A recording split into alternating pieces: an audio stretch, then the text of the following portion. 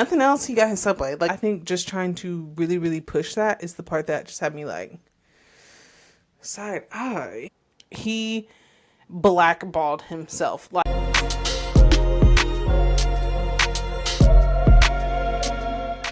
hey guys, and welcome back to another episode of I Said Too Much podcast. So, thank you for tuning in this week.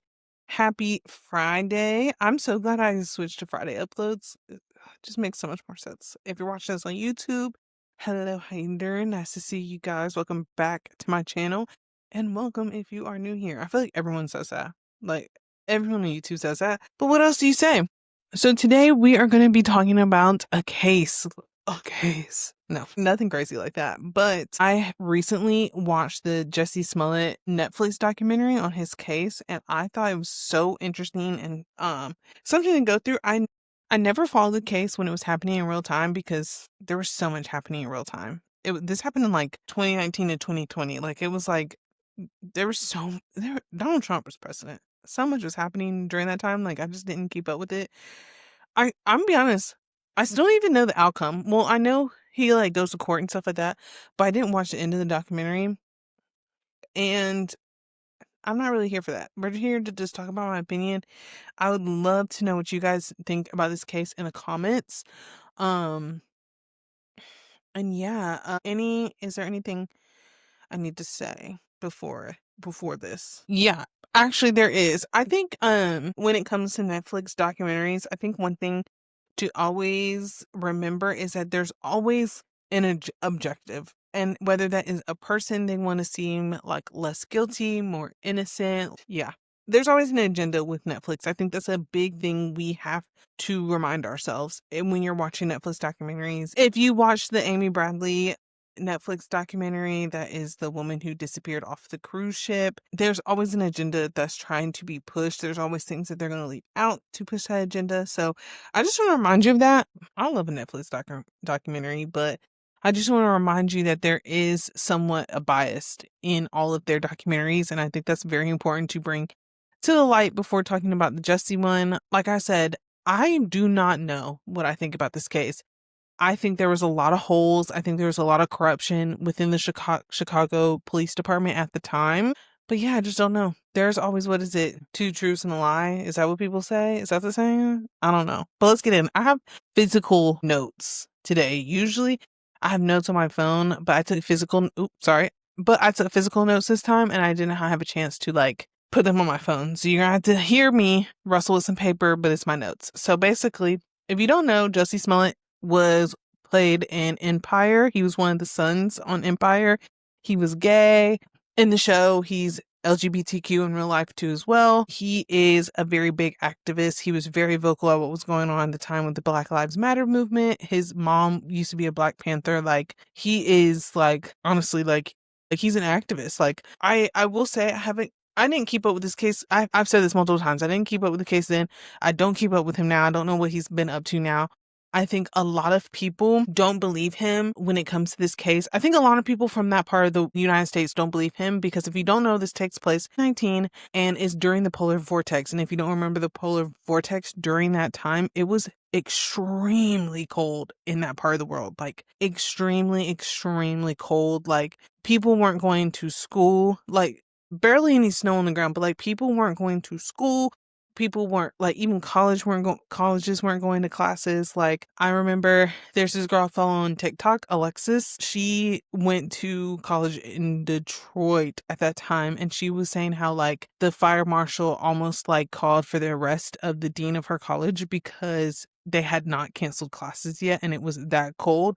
Like, it was not safe for people to go to classes, walk to and from classes because it was that cold. So that is a big thing as to why people do not believe him, because basically, let's get into it. Basically, Jussie gets back into Chicago late and he decides to walk to get food. There's no food in his home, so he's like, I'm going to go get food. And so he says in the Netflix documentary originally that he was going to go to Walgreens, pick something up, but Walgreens closed. The Subway was still open. I want to note there's other people in the Subway with him. Like, he even says that he's like, The subway was 24 hours for a reason. There was other people in the subway with me. I'm in there getting food the same way they are in there getting food. So that is like his big thing too as well. Like he wasn't the only person out that night. Like other people were in there getting food just like he was. And so he goes, gets his food, and on his walk home, he hears like someone call out Empire, and then they say like a slur towards him. I'm not going to repeat the language that was repeated in the documentary. If you want to know what they say, go watch the documentary. And so basically, these two guys come up to him. They're wearing ski masks, and he can clearly say that either they're white men because that you can still see like the this part of the face in the ski mask. And he just remembers them like just punching him, and like he tries to fight back, but he eventually gets away and goes back to his apartment, condo, whatever you want to call it. And when he is walking back to his house, he realizes he has a noose around his neck. And so he calls his creative director and tells him what happened. And the creative director calls 911 and basically puts it like, oh, he didn't want to call, like he didn't want to do it, but I think we need to report this. So the police come and take a statement. He still has the noose around his neck. And they take a statement, blase, blase. And basically what they do is they start with the security cameras. Okay, can we see these people? And so they eventually track two males, and they're using like ride shares to like track their movement. So while they're waiting on like the ride share information, this goes so viral. It is everywhere that he was tagged. People, so many actors, actresses are like basically tweeting, sharing videos, standing with him. Even Donald Trump commented on it. Like, it was a hate crime. It was a hate crime, and like the worst possible time for a hate crime, because like I said, it's like during 2019, 2020 BLM movement. And so the Chicago Police Department was already like, fuck, this is the wrong time to be dealing with this. So they wanted to get it as soft as quickly as possible so they could kind of just, move on from all of it. And so basically once they get the rideshare information back and they figure out like where those people went, it comes back to two Nigerian descent men. I have their names written down. I'm not going to butcher those names, okay? So they bring them in, and they're basically not talking to the police. Like, they decide not to talk to the police. Their mom calls an attorney. Okay, and so here's the connection. Both of the two African descent men, African Americans, have worked on Empire, and one is currently training Jussie. So they're like, weird. You already have a connection to this man. That's crazy. And so I think that's when the police quickly are like, we don't know. There's a reporter in the Netflix documentary that states, hey, I called for a comment and they were like, we don't believe him. Like, we have our suspicions and we think this might be fabricated, basically. Let's sleep. And so the lawyer comes and they have like text messages of Jussie being like, I need a favor. The brothers claim that Jussie offered to pay them $500 so they claim Jussie claims to offer them $3,500 to basically attack him. And they say it's because he had been receiving death threats already. Fox wasn't taking them serious because Empire is a Fox show. Fox wasn't taking it serious. And so he wanted the attack to happen to kind of bring light to the death threats. And then at one point, they also claimed that he wanted to be paid more. But I don't get how him being attacked through a hate crime would get him paid more. I don't know. It's just all very weird. So basically, once they start working with the brothers, that's the only evidence they have.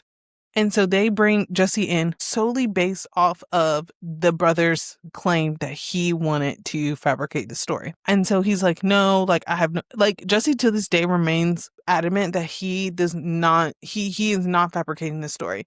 And I will say, there is an element of the two brothers that is very weird in the Netflix documentary.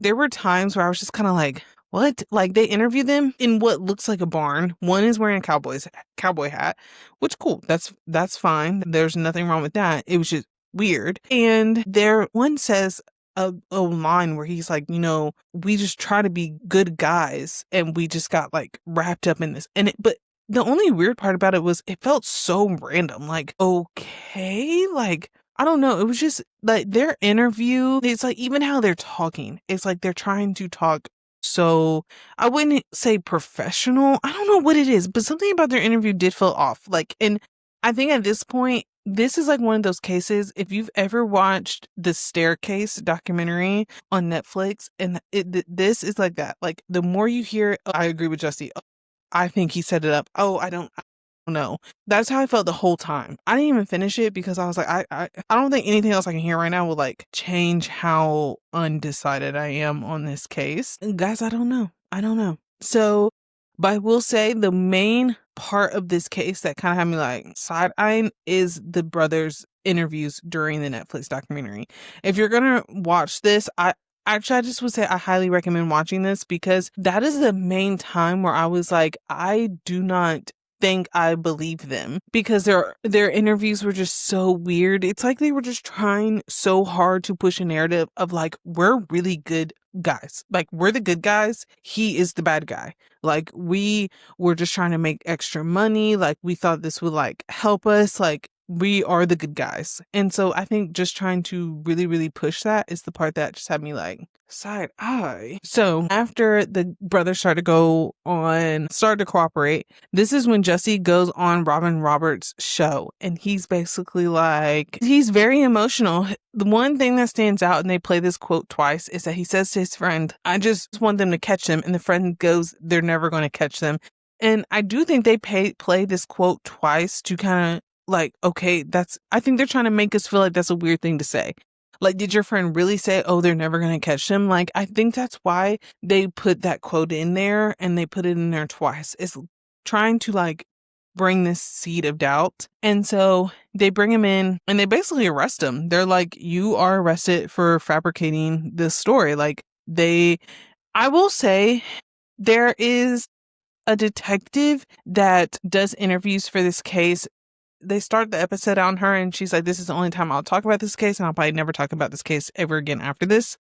And I personally thought that was really weird. Like, you could tell there's a lot of animosity between Jussie and the Police Department, which is, I mean, I guess I get it because when you fabricate stories, you like take away resources that could be used in other places. But it was just it was very weird the way in which they talk about it. For me, is it just was like from the beginning, there's this black guy, I think he's like the chief of police, or don't quote me on that, but he is like, "Well, when I got there," you can watch the body cam footage of when they get into Jussie's apartment. They're like, "When I got there, he still had the noose around the neck." And as someone who grew up in the deep South, that is such a reaction for us black people that like you would never keep it on there. Like, that's when things got fishy to him. And Jussie was like, "Well, I kept it on there because I thought they needed to see it."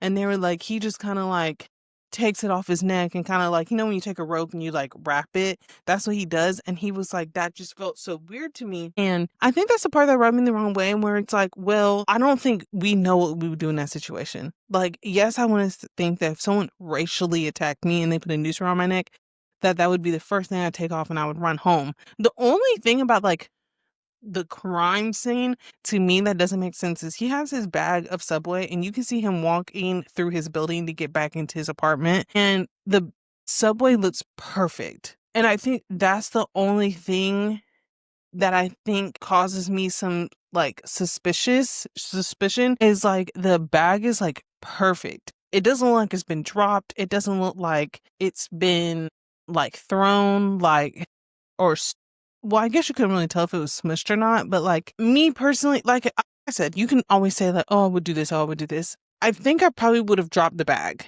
Like, the roads kind of look like a little icy, a little wet, like that if you were to get an altercation, you would be like slipping around. So I do think I would probably drop the bag if I was in that situation, and he doesn't. Like, he walks back and he still has a grasp on that bag.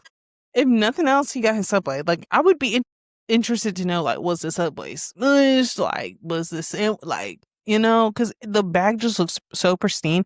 He's clearly like stumbling and kind of like knocked, like, I mean, he looked injured. When the police body cam footage, he looks like he's been in a scuffle, but like that Subway bag is like really what does it for me when I'm like, I really don't know. But the attorney general at the time basically is like, if you waive your, he gets arrested, he goes to jail, and he pays a bond to get out. And she basically like, if you forfeit your bond, which was like $10,000, I'll let you go. Like, we won't proceed with the charges, blase, blase. And this right there, like the Chicago Police Department, the mayor, everybody was so pissed about this. Kim Fox was the attorney at the time. She got so much heat for letting him off without any like formal charges, without taking it to trial. Like she caught a lot of heat for this. And so they basically brought in a special attorney general to prosecute the case and take him to trial. And Jussie and his lawyer were shocked by this. They were like, we never expected, like when they made that deal with Kim Fox, they never expected to go back to trial. And this is the part where I was like, I don't think this is right. Like, this was the part where I'm like, okay, if it happened or if it didn't happen aside, he made a deal with the attorney general. That's signing paperwork. That's doing the things. Like, you forfeited $10,000 that you'll never get back to the attorney general, and now you're saying no, we're bringing in and it's the fact that they bring in a special attorney general to trial it. Something about that just, it just never sat right. Like afterwards, I think that's why I kind of became uninterested in the ending, because I'm like, that's insane that can happen. Like, you were like, okay, this attorney general did not do what I wanted, so I'm gonna bring in a special attorney general, and they're gonna renege on what Kim Fox set up just to prosecute him. I think at that point it was more like hell have no fury like a woman scorned, and the police were scorned. The police were scorned that he got to walk away. And like I said, I understand it. False accusations take up a lot of police time and police resources, and especially during like the polar vortex, like that those resources could be going somewhere else. So I do understand the need of being like, no, you falsified a crime, you need to go to trial, do time, whatever. Now, this is where it starts to get a little weird. And I'm like, well, you want him to go to trial so badly for this case, but did you investigate the case as he said it? So basically, at the beginning of the documentary, when they're telling you about the case and they're telling you about the investigation, they tell you about, they used CTV footage to track two people that they saw on the road, and then they used like taxis, rideshare, and all that, because they saw them get in and out of cars, to then track them to like a house. And that's how they got the name of the two brothers, and that's how they found out these two brothers worked on the Empire set and how they, all that. There were two eyewitnesses to seeing white males on the street that day. One worked in a laundromat, and he told the same story multiple times, that he saw these white males. Okay. There was a lady who lived in Jussie's building. She took her dog out and she saw a white male with a rope in her hand, and she remembers it because as a woman, she was so focused on this man with the rope on her hand, rope in his hand, that she was like, she was hyper aware of his presence. She saw him. She knew he was there.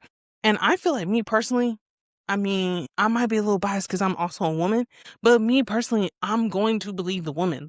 If you're outside as a woman walking your dog and you see a man so many feet away with a rope, you are going to be hyper aware of that man's presence. And you're going to watch that man like a hawk until you get back into the safety of your building. And she goes like on to say, like, the next day when she found out about what had happened to him, she tells her friend, my God, I saw the guy. I was outside and I saw a white male in the ski mask with a rope. I'm not doubting that I'm not doubting for a second that woman saw that man. Like, not at all. And so that's sort of thing where it's like, alongside all of this, Chicago was going through this period of time, the Chicago Police Department, where they were up against so many charges of corruption in the Chicago police department. Like, they were very well known at this point in time for being very corrupt. And so couple that with one of the responding officers had he was like literally just got done with a case about like corruption and like not doing what he was supposed to do and all that. So it's like, how am I supposed to trust these people? There's 2 eyewitnesses accounts. There is literally security footage of where they catch 2 white males, but there's 10 seconds missing of that. It's like someone found that footage and found that there was 10 seconds missing. So it's like, as much as it's like, okay, Jussie's story doesn't make sense, blase, the cops' investigation doesn't make sense. I think it's only right that I give you guys a conclusion of this case. So I'm looking at my computer right now, and the criminal case against Jesse Smollett concluded in his favor with the Illinois Supreme Court overturning his 2021 conviction in November 2024, stating his due process rights were violated due to the prior non-prosecution agreement. And this is the part I went back to. Him and Kim Fox made that deal. They made an agreement stating you basically sign the rights over to whatever bond you paid. He paid like $10,000. He doesn't get that back. And we're not going to prosecute any charges. The decision made his conviction for filing a false police report was nullified, his probation and jail time dismissed, and the charges are now officially dropped. Separately, a civil lawsuit by the city of Chicago seeking reimbursement for the investigation costs remains unsolved. The reports indicate in May 2025 a settlement where someone made a charitable donation of $50,000 probably to the Chicago Police Department. And I get it. Taking away from police resources, especially when there's basically, I think there was a state of emergency going on at the time due to the polar vortex. So I get it. You're taking away from the resources that could be going somewhere else. But it was the re-prosecution after my head. It was it was the bringing in the special attorney to file new charges against him that just never made sense. I was like, how is that? I was literally watching that. Like, how is that illegal? How is that legal? Like, how is that allowed to happen when he made that deal and signed off on that deal?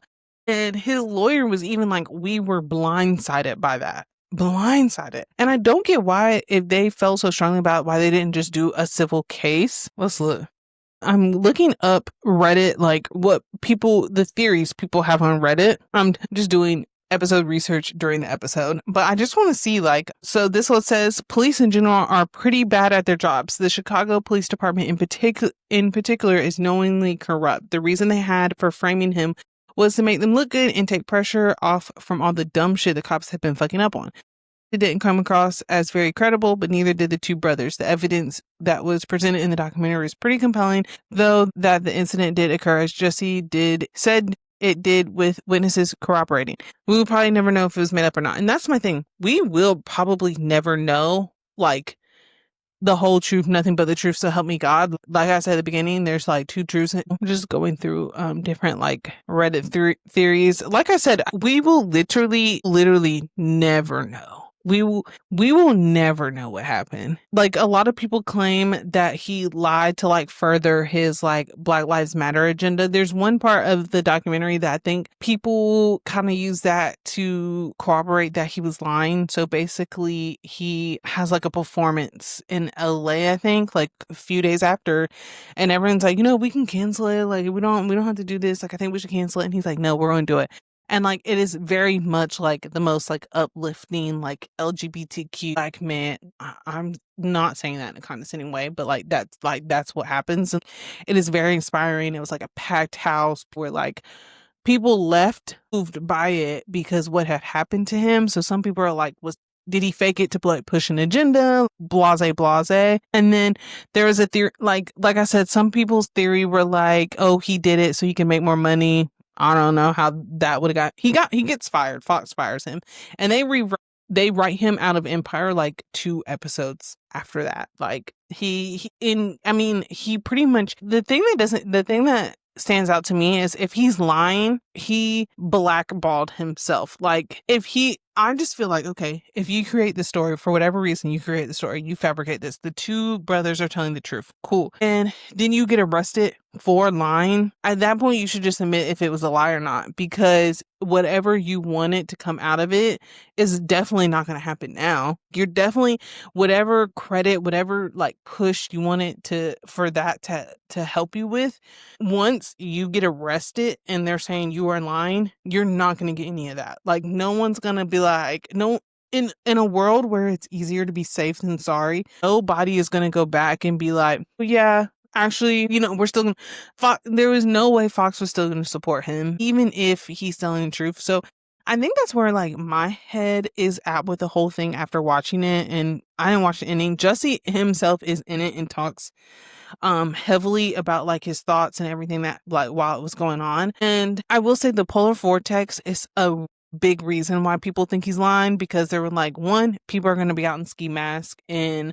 they're not called ski masks, they're called like, well, I think it's like culturally what you call it. Black people call them ski masks, other people call them baklavas. I don't know if that's right, don't quote me on that. I don't think that's what they're called, but something with a B. But it's basically where they cover your whole face, and it's just like this open. A lot of people think he's lying because it's like, okay, why were you out during the polar vortex? Which I can see, because it was so cold. Like, I remember I think it was even cold like regionally everywhere else, but like there it was like, oh, let's look. Oh, on January 31st in 2019, it was negative 21 degrees.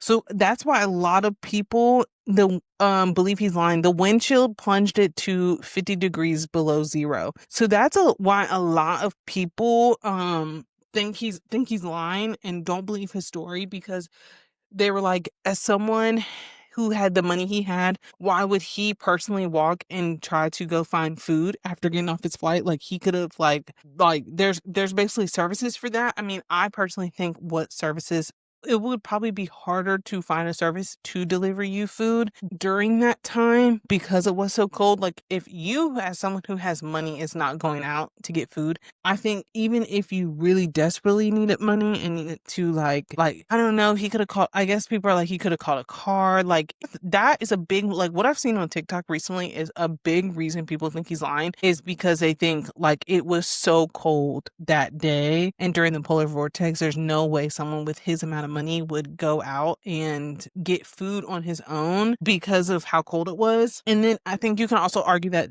another way, like, why would people be attacking other people on the street when it's that cold outside?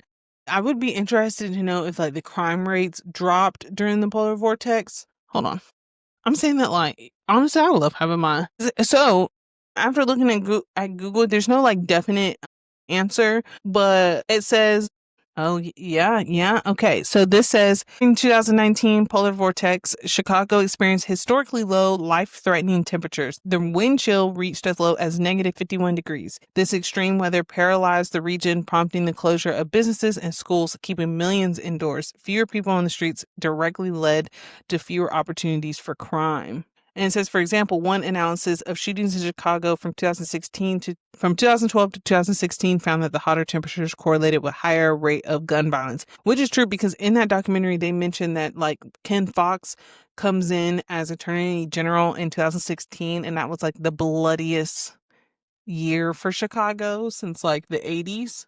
So they say it typically leads to a drop in street crime. So that is a big contingency for a lot of people who talk about this case, is that they're like, we just don't believe that this would have happened when it was so cold. I'm not going to look it up, but it would be interesting to see what the temperature was that night. And at first I was like, dang, why was he even in Chicago? But they filmed Empire in Chicago. But yeah, I think for me is like, he has maintained his innocence this whole time. And the only reason why I feel like this, and I touched on this a little bit earlier, is like, if you're going to maintain your innocence the whole time, once you realize that the public is not going to be with you in the way that you thought they would be with you, why not just say you are lying? Why not just admit to it? I guess it does look bad, like either way. But once Fox fired him, I think if he was lying, I guess not to go to jail. I guess that's one reason not to admit, but I guess you could just plead guilty and try to take like some type of plea deal, but were they even going to offer him a plea deal after they like reneged on his non-prosecution? So I don't know. I don't know.